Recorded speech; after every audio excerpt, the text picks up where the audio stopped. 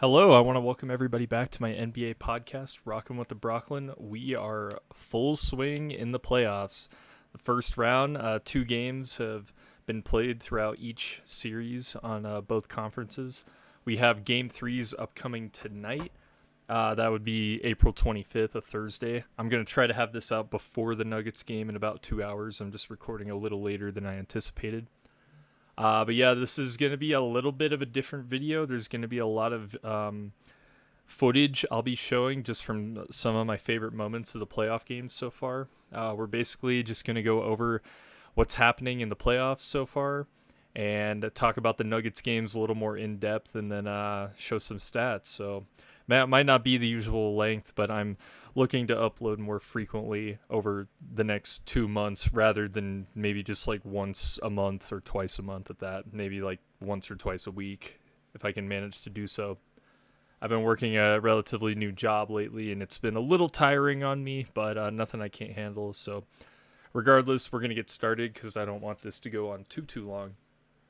First series in the West, we got the Oklahoma City Thunder and the New Orleans Pelicans. The Pelicans without their star player, or probably their best star player, Zion Williamson, who had a fantastic play-in game against the Lakers where he scored 40, but unfortunately had to leave the game with about 3 minutes left and has not returned since. They think he has, I believe it was an ankle injury of some sort, something in his leg.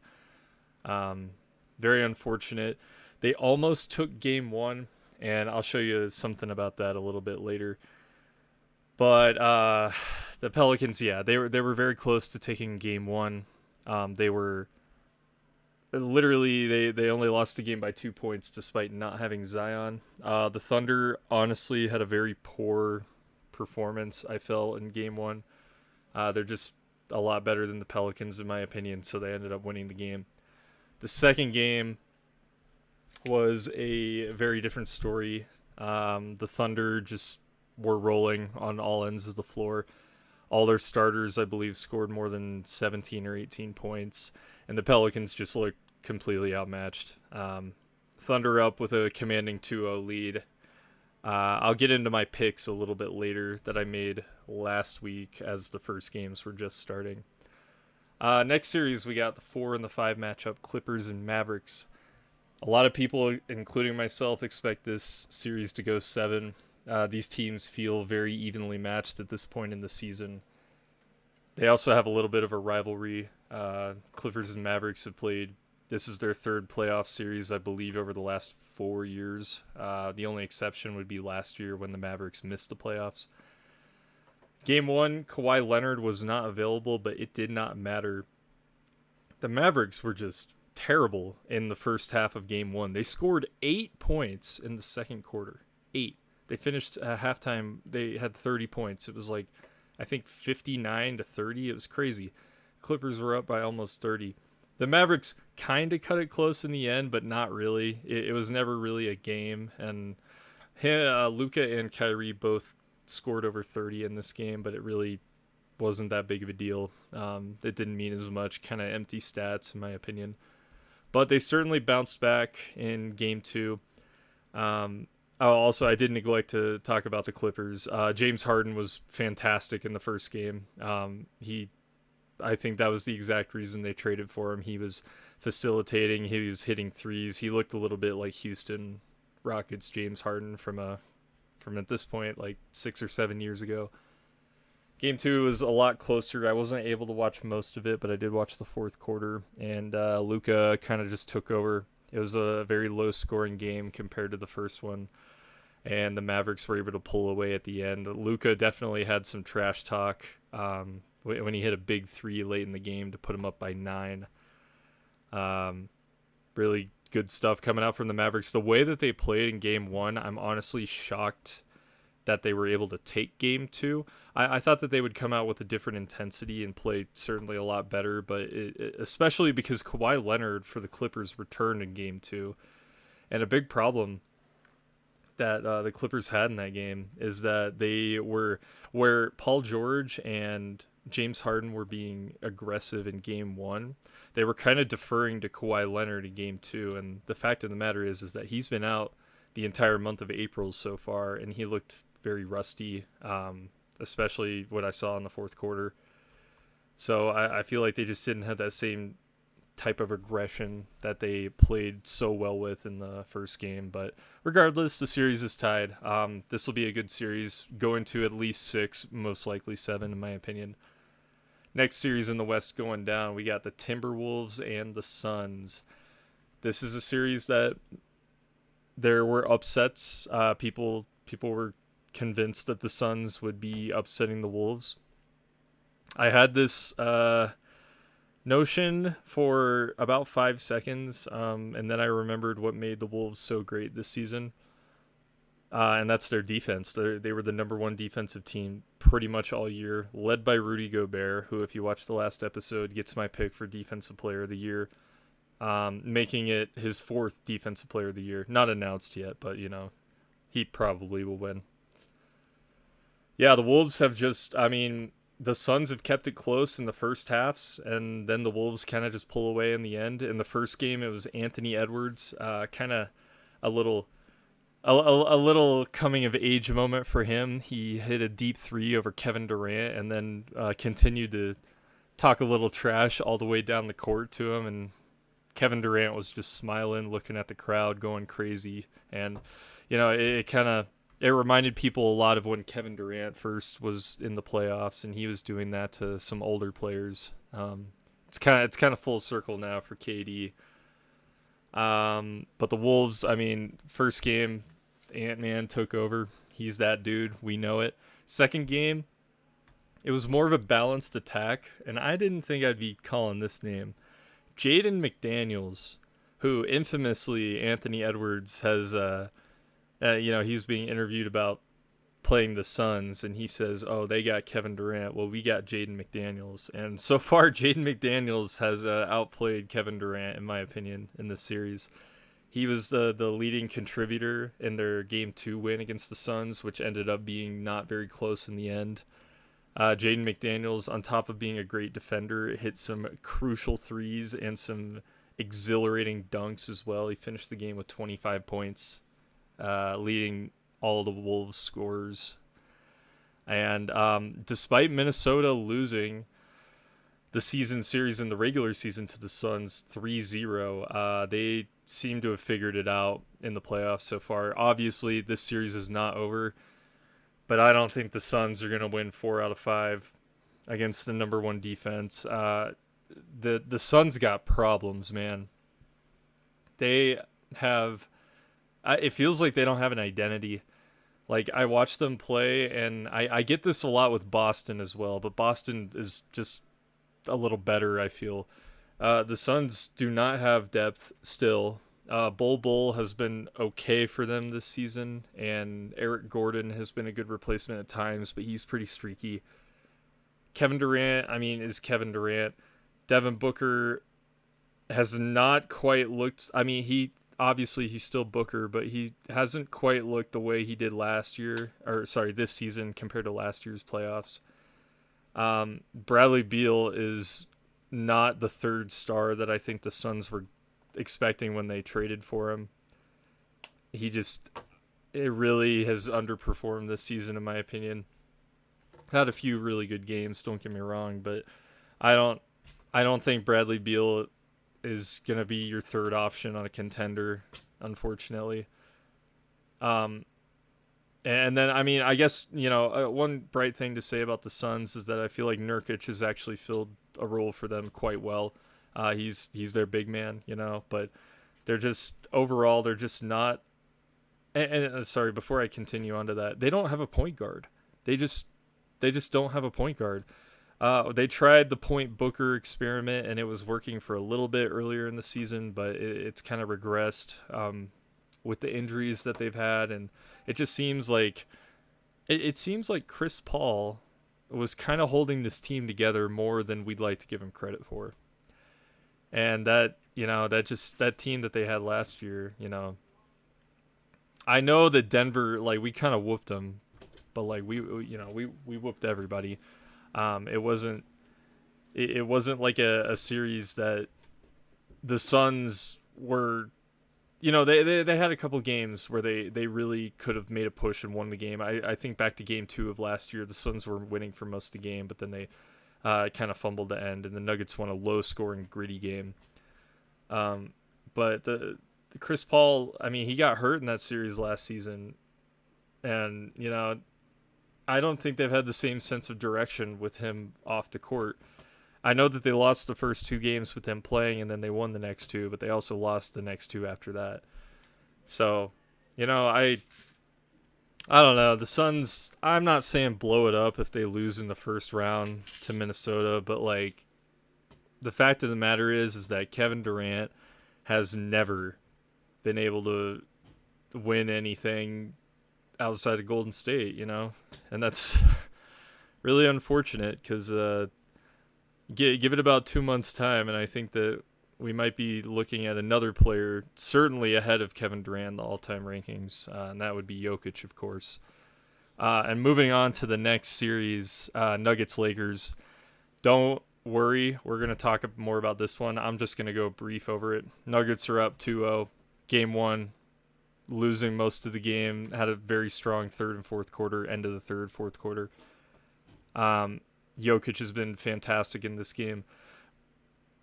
He was fantastic, excuse me. AD also had a great game in game 1 and game 2 for that matter. And so did LeBron. It kind of just came down to the Lakers losing focus, which is a common trait, and the Nuggets getting really hot at the right times. Game 2 was a lot different, and we'll talk about that one as well. Down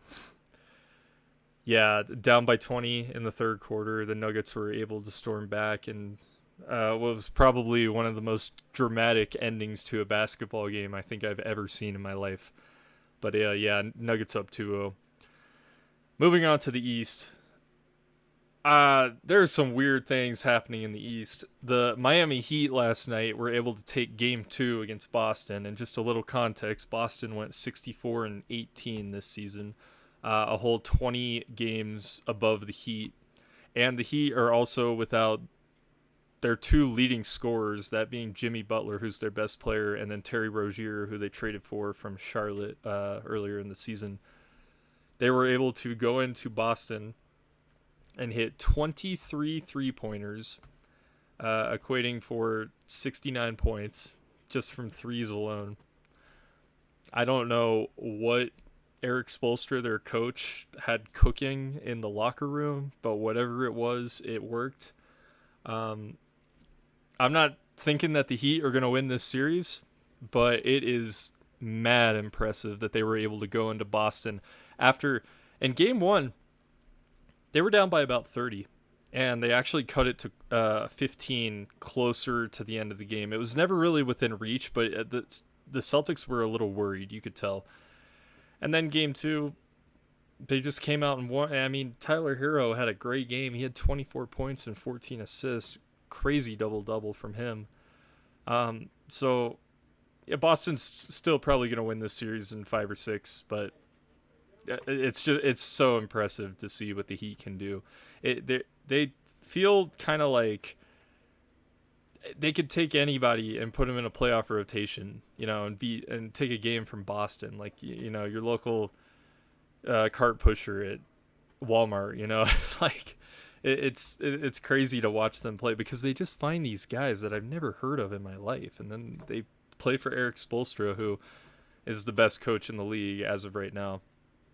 No disrespect to Greg Popovich, but Spoelstra has been a fantastic coach for a long time now.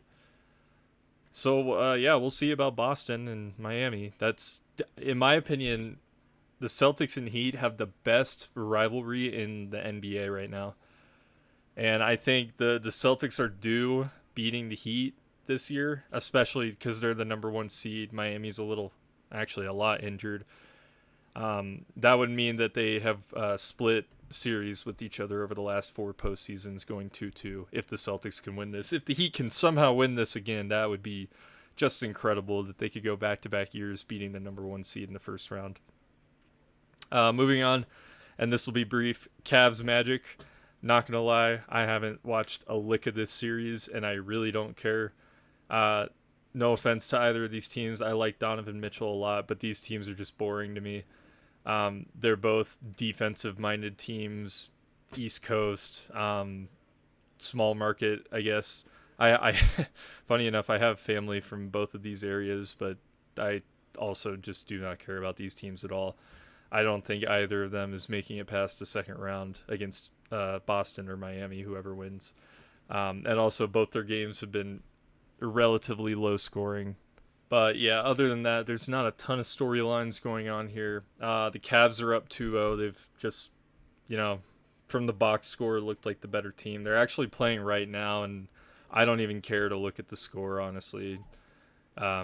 We'll see what happens. If this goes to game 6 or 7, maybe I'll show more interest. But they're literally showing it on NBA TV. Like, you can see all the little rounds that they're having, or sorry, the TV networks that they're showing all these games on. TNT, ESPN, ESPN, TNT, TNT, ESPN, TNT, NBA TV for cat. Like, that's, the league doesn't even care about this. It's kind of funny. But yeah, Bucks Pacers. Giannis Antetokounmpo has been out for, what is it, about 2 weeks now, and they don't know when he's going to come back. The Bucks looked fantastic in Game 1. Damian Lillard had one of the best first halves I've ever seen. He had 35 points, and then continued in the second half to have 0. So he finished the game with 35 points. The Pacers, they were able to come back in Game 2 and take a game. And I want to say Pascal Siakam, he's a player that the Pacers traded for earlier in the season from Toronto. Bruce Brown was actually a part of that trade, who, if you're a Nuggets fan, you know all about the legend of Brucey B. But Pascal Siakam is actually leading the league in points scored in the playoffs so far. He had 36 in the Game 1 and 37 in Game 2. So really good stuff from the Pacers. Of course, the Bucks, I don't know if they're going to have Giannis for this series at all. So I think it's imperative that they at least take one of the next 2 games and regain home court. And when I say regain home court, how a NBA playoff series works is the higher seeded team has home court advantage, which means that the first 2 games are played in the higher seed, and then the next 2 games are played in the lower seed, and then 1 game higher seed, 1 game lower seed. Last game, Game 7, will always be the higher seeded team. If the teams are the same, I think in the finals it comes down to actual record rather than seed. But yeah, that's just how it is for, you know, playoff seeding. So if you're the road team and you manage to take one of the first 2 games, it's called stealing home court, essentially, because in an ideal world, the home team wins every game. And if that was the case, then every series would go to 7 games, and the home team would win Game 7. But that doesn't always happen, so that's what makes sports interesting, is that it's unpredictable. And then the last series, Knicks Sixers. These games have been really tight. The Knicks are up 2-0, but it honestly could be Philadelphia up 2-0. I'll show you a little clip from Game 2 that it was an insane sequence by the Knicks. I was astounded that happened. But yeah, really, really close series so far. Tyrese Maxey, in my opinion, has been the best player for Philadelphia so far. Embiid has been putting up points, but he's also been wildly inefficient. He still looks like he's coming back from a surgery, which, you know, he is, so that's to be expected. Knicks, Jalen Brunson, who's debatably the best American-born player in the league this season. I personally would still give it to Jason Tatum, but people have said that, has been poor in this series, to say the least, especially what we've seen in the regular season from him.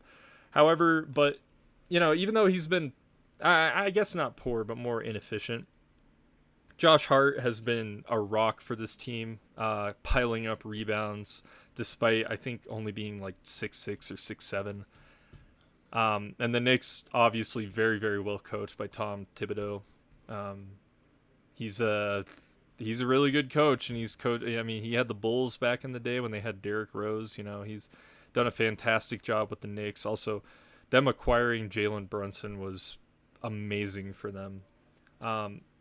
Julius Randle, their number 2 guy, has been hurt for a long time now, but I honestly kind of forget about him. Like, he's a really great player, but something they just feel like they're more of a team when he doesn't play. Like, I could really see him getting dealt this offseason for maybe, like, I don't know, a bigger power forward or center, just maybe like another star to go with Brunson. But not saying that the Knicks don't have a chance. They certainly do. They've been really good this whole season.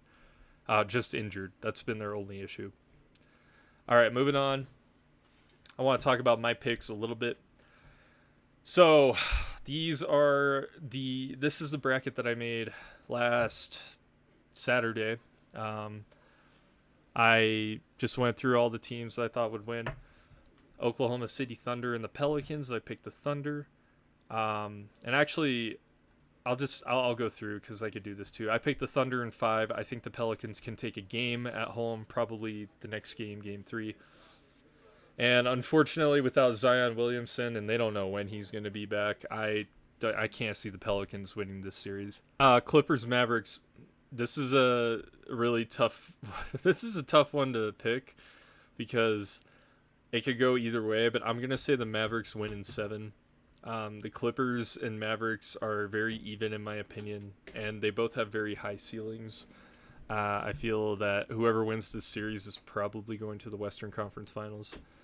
And then in the next, actually, I'll just do the first round first.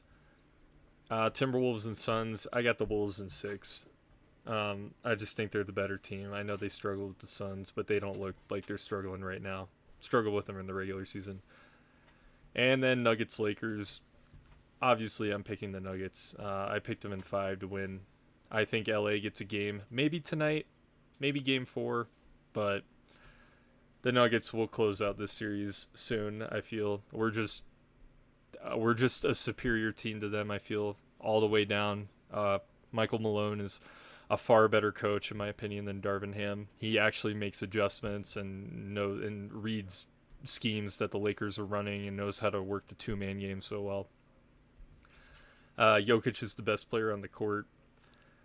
I think our next 3 guys outside of our 2 stars are better as well. That being Porter, Gordon, and KCP over D'Lo, Reeves, and Rui Hachimura. Eastern, this did not age well. I picked the Celtics to beat the Heat in a sweep 4-0. That didn't work.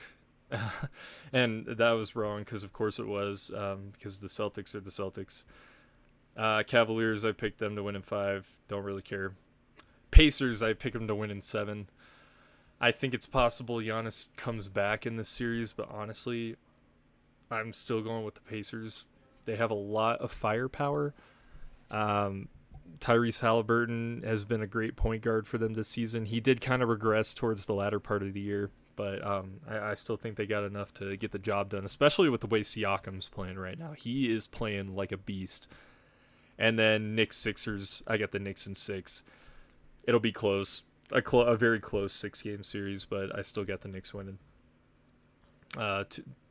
It's mostly about Embiid, to be honest. Embiid he just looks like he's exhausted. He's absolutely gassed out there. And he's still putting up like 30, so, Second round, I got the Mavericks in 7 over the Thunder. I think the Mavericks win back-to-back 7-game series with home court disadvantage. I think it'll be really tough, but I think the Thunder, the number 1 seed in the West, get taken down in 7. They're a really good team, but they just don't have that experience, and that's where I think Luka and Kyrie have the X factor. So, next round, I think both of the Western Conference semifinals go to 7. I picked the Nuggets in 7. I've said before that I believe the Wolves are going to be the toughest team for the Nuggets to beat. I think they just match up really well with us, and they actually have our old executive on their team, Calvin Booth. He's actually built them to beat the Nuggets, essentially, because, he built our team somewhat. So, yeah, Nuggets winning 7. It's going to be a nail biter, but I think we get it done. Boston, Cleveland. Cleveland has actually given Boston some trouble this season in the regular season. I still think Boston's just a better team, so they'll win in 6. Same with the Knicks. Knicks Pacers. I feel the Knicks are just a better team. I think Jalen Brunson is going to find his footing a little bit better in the playoffs, and this will be the X factor for this series. Yeah, Western Conference Finals. I got the Nuggets beating the Mavs in 6. To be honest, I almost made this 5, but I'll give the Mavericks the benefit of the doubt. They would have been on the road for every single series that they play. And, they're a really good team, and Luka is debatably the best player in basketball right now, arguably. But I think the actual one is on Denver. And then we got Celtics-Knicks. I got the Celtics in 6. I think the Knicks give them a run for their money, but the Celtics take care of business. And then I got the Nuggets winning the championship in 6. This will be difficult because we'll be on the road for most of these games. Or maybe half if we get it done in 6. But yeah, I think the Nuggets are poised to win another championship. Despite the loss of some key bench players this season, I still think we have the best duo in basketball, the best player in basketball, one of the best coaches, and one of the best supporting casts as well, and certainly one of the best crowds in the league as well. That Denver crowd is electric recently. So, yeah, that's my pick. Gonna move on and talk about the Lakers games real quick. Game 1, the Lakers were up. Oh, wait, no, this is game 2. Excuse me. Game 1, the Lakers were up for a good portion of the game, actually. It was we were actually down only by 3 at halftime, but we were down by double digits at some point in the second quarter. Jokic kind of just took over in this game. That's kind of what he does, but he had a fantastic game. He had 32 points, 12 rebounds, 7 assists, wildly efficient from the field. It was a little bit of an off night for Jamal Murray. He did make some threes, but he did not shoot the ball very well. He was more of a facilitator too. Despite having one more shot than Jokic, he did have 10 assists as well. Murray was touching the ball quite a lot. But yeah, this was such a huge game for our starters because everybody I felt was involved. All the starters were in double digits. Porter Jr. hit some clutch threes. So did KCP, actually. Not huge minutes for the bench, but Peyton Watson did play pretty well. Reggie Jackson struggled a little bit. And DeAndre Jordan actually got some playing time, which I was not expecting, I have to say. But he actually played well in his minutes, I felt, because those non-Jokic minutes are so important for Denver. But yeah, there's actually a point in the game I'd like to show. This part right here. This was kind of the nail in the coffin, if you will, the dagger. Davis hesitates, missed the 3.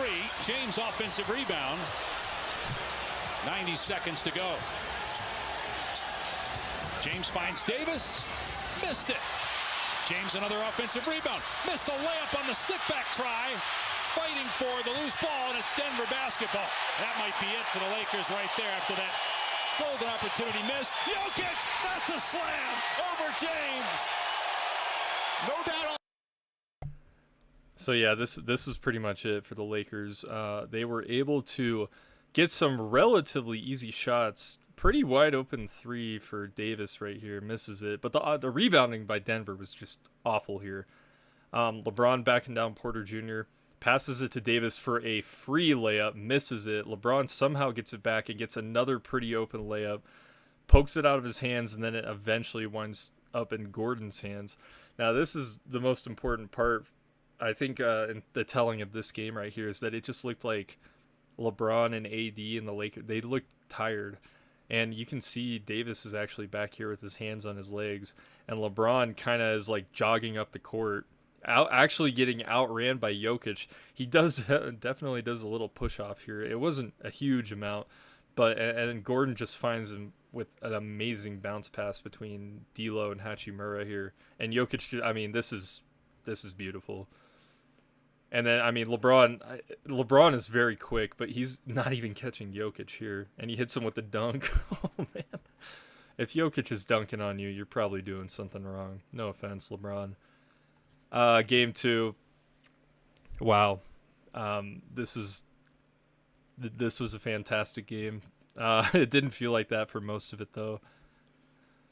The Nuggets were down big by 20, actually, in the third quarter. And this was a game where Jokic had a monster performance. It didn't necessarily feel like he had a monster performance, but he did have 27, 20 rebounds, and 10. And we'll actually talk about that particular stat line in a little bit. But this game was about, even though Jokic was great, this game was about Murray and, in my opinion, Porter. Because Porter and Murray were fantastic in this game. I think that the Nuggets do not get this win if it wasn't for them. Obviously, if you saw the game, you know exactly what I mean. Porter hit an unbelievably clutch 3 down the stretch in this game, which I'll show you in just a second. But this game, it really felt like, you know, I never truly think Denver's out of it because I've been watching them for too long at this point, and I know that they have the capability to come back at any given time. I've seen them come back from 20-point deficits, 3-1 series leads, like you name it. Like players getting hurt, it doesn't. They're very resilient. They're probably the most resilient team in the league. They just never give up. They never look shaken or rattled. Like down by 20, like you could tell that they still had a game plan. They were sticking to it. There was no frustration mounting at all. But Jamal Murray had another poor shooting game. He shot 9 of 24 in this game. It really is uncharacteristic for him to shoot like this, but it's a tale of quarters. In the first 3 quarters, Jamal Murray was shooting 3 of 16 from the field, and he had 6 points total. He didn't make a 3 all night. But in the fourth quarter, he finished with 14 points in the fourth quarter, shooting 6 of 8, and finished the game with 20 points. And some of the most unbelievable clutch play I've seen from a basketball team. Like these guys are impossible to stop, it seems, in the clutch, and they've been this way all season. They have one of the best clutch records in the league. They have the best net clutch rating in the league as well. That's offensive rating, higher the better, defensive rating, lower the better combined. But yeah, I gotta say, if you're the Lakers, this is devastating. You could tell from the post-game interviews, and I'm not gonna put them on this channel. Just, you know, I don't want to promote negativity in a way like that, but Anthony Davis and LeBron James were not happy in their post-game interviews. In fact, they actually both walked out. Anthony Davis was asked about the final play, and he said exactly what happened, and then he dropped the mic and walked out. And LeBron James was complaining about the officiating. So I don't really think that's how you lose a 20-point lead. I think you lose a 20-point lead, by losing focus and playing lackadaisical. Like it just seems like they didn't really care to win the game after that. But you know, D'Angelo Russell for the Lakers played far better in this game than he did in game 1. He was actually really he had 13 points in game 1, but that's very deceiving. He shot 6 of 20, which is just horrendous. Russell was a lot better in this game. He made 7 3-pointers, which astounded me. I was like, wow, you know, shout out to D'Lo. He had a great game. The bench for the Lakers was non-existent, just like the first game. Austin Reeves did not play well. Anthony Davis played well, minus the fourth quarter. He scored, I believe, in the last 17 minutes of the game, actually. He scored 0 points and only shot 1 shot. Not sure what was going on there, but it's a thing that I've kind of said about him for a while. It just seems like he loses focus, and it kind of reverberates around the entire team. LeBron took over in the fourth quarter. I think he had 12 in the fourth quarter of his 26 total. Nearly a triple-double with 12 assists and 8 rebounds. But alas, LeBron did have a chance to maybe not seal the game, but take the lead late in the game, and squandered that a little bit. So I just want to check out the last couple minutes of this Lakers-Nuggets game, because this was wild. Here we go. What a game. Here 27. we go. What a doubleheader we've had. Yes.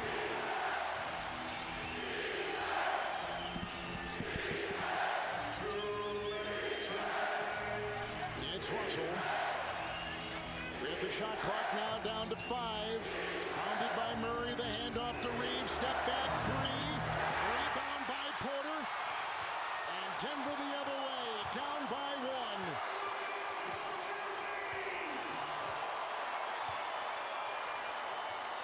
Now you got LeBron James guarding Jokic. Anthony Davis is going to be the help side. Murray. Shot clock at 4. Screened by Jokic. Knocked away by LeBron. The steal. The drive. LeBron James drops the sledgehammer. 3-point game. Jokic the other way. The pass down low. Gordon back to Porter. Tied. Wow. So this sequence here was just wild, because this possession, by the way, for Denver was the only one in the late minutes of the game that they actually did not score on. And Murray he was a little indecisive. Jokic had beat Austin Reeves off the break right here. But Murray kind of did like a jump pass, which I know Charles Barkley is not a fan of. And he could have shot it here, but he wanted to get it to Jokic for, a more wide open. This would have been a wide open floater, I believe. I don't think AD gets there in time. But LeBron is just too handsy with the ball. Gets the ball right to him, and he just takes it right to Murray and dunks it. And this is the crazy part, is that Jokic, they inbound the ball to Jokic, and Jokic thinks that he's going to get fouled here. So he kind of just throws it up. They don't call the foul. And somehow Gordon ends up beating Reeves for the ball. He's just bigger and stronger than Reeves, and staying inbounds right here. Passes it out to Porter, and Porter gets it on the 3-point line with nobody around. You know what he's going to do. Everybody knows what he's going to do. He shoots that. And the crowd loses it. Oh my goodness. It is so loud in here. You can't even... So that was insane, right?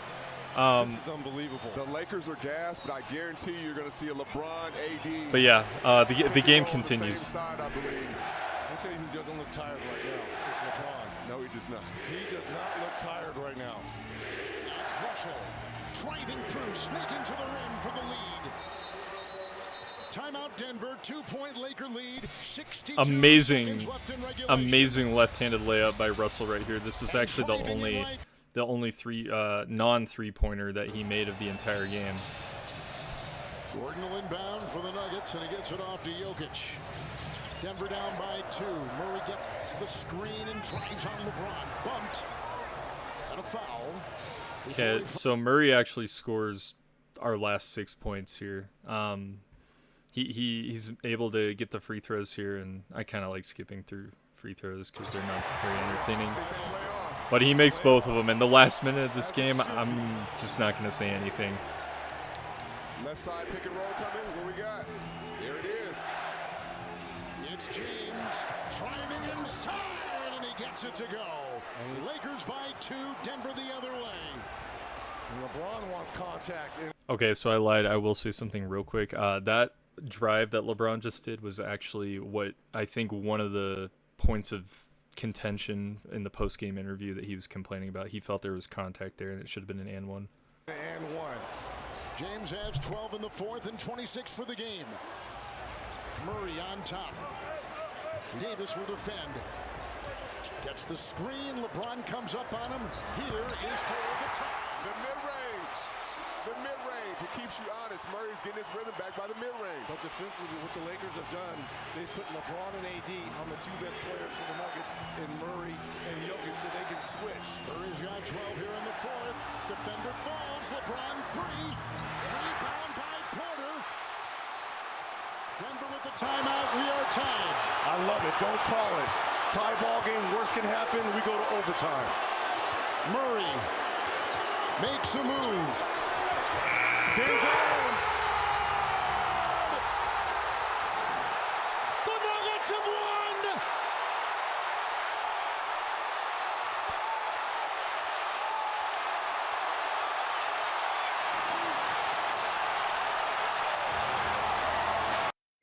Oh, this is how. I hate the ad playing right there, but yeah, that was something else. Wow, I don't have a lot of words for that, but that was one of the most insane games I've ever seen at the end right there. But yeah, so this was the play actually right here that I was talking about. So LeBron may or may not have gotten off with a push off right there on KCP. But regardless, KCP goes flying, and I don't think LeBron was really ready to take this shot, but he just figured, hey, I'm wide open. I'm LeBron James. Why not take it? So he ends up taking this shot, and it rims out, luckily. That's as good as a shot you can get. And then I really like what the Nuggets do right here. They don't call a timeout. They don't run a play. They just let Jamal cook right here. And, you know, he just happens to hit. This is his shot, by the way. That he is so good at making like these like tough fadeaway jumper shots over Anthony Davis. He falls into the bench. It's kind of tough to see because everything just collapses.